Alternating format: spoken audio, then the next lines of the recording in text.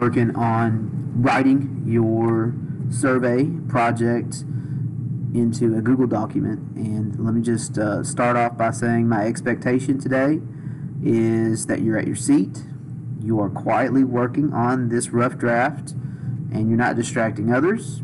You could be helping somebody, but not a distraction. I'm going to tell the sub to be on the lookout for that, and if you are not doing what you're supposed to be doing, I will be getting your name. And we have a lot of fun days coming up next week, and if your name is given to me by this sub, I'm going to be fighting hard to not let you be part of those days. So be thinking about how you should be behaving in class today. Get this stuff done. It's not complicated. It's information that's interesting to you because it's the results of your survey. So make it happen. This is due next week, so get a good start on it today. All right, the first thing you want to be doing is probably open up this survey project writing guide. It looks like this, and it will walk you through each part of what you should be writing, question by question, paragraph by paragraph. I would also open up a blank Google Doc. You're going to write 5 paragraphs: intro, question 1, question 2, question 3, and a conclusion.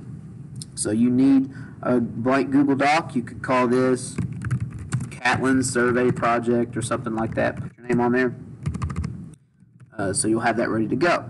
So you got your document to start your writing.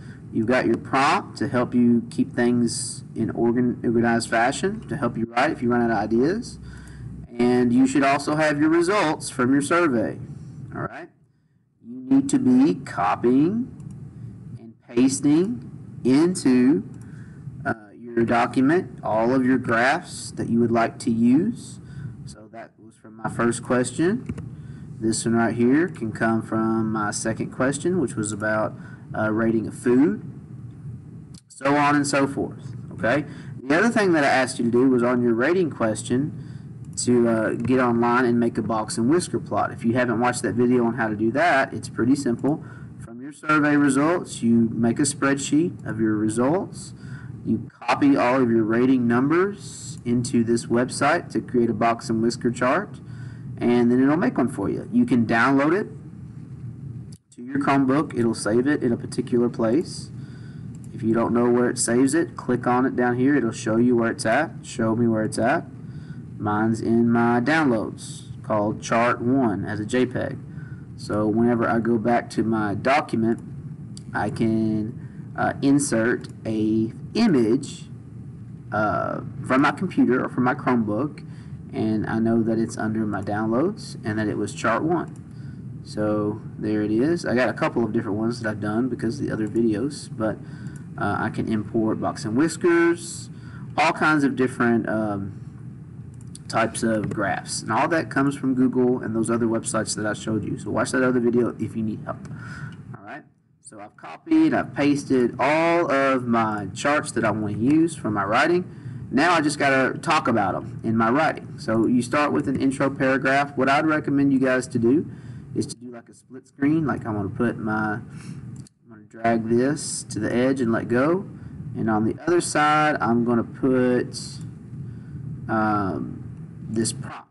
So I can look at that. What am I supposed to write about as I write about it? So my introduction paragraph, it says the first thing I should be writing is who my population consists of. And everybody should be writing something like the population that I studied in this was the GCMS student body, or something like that.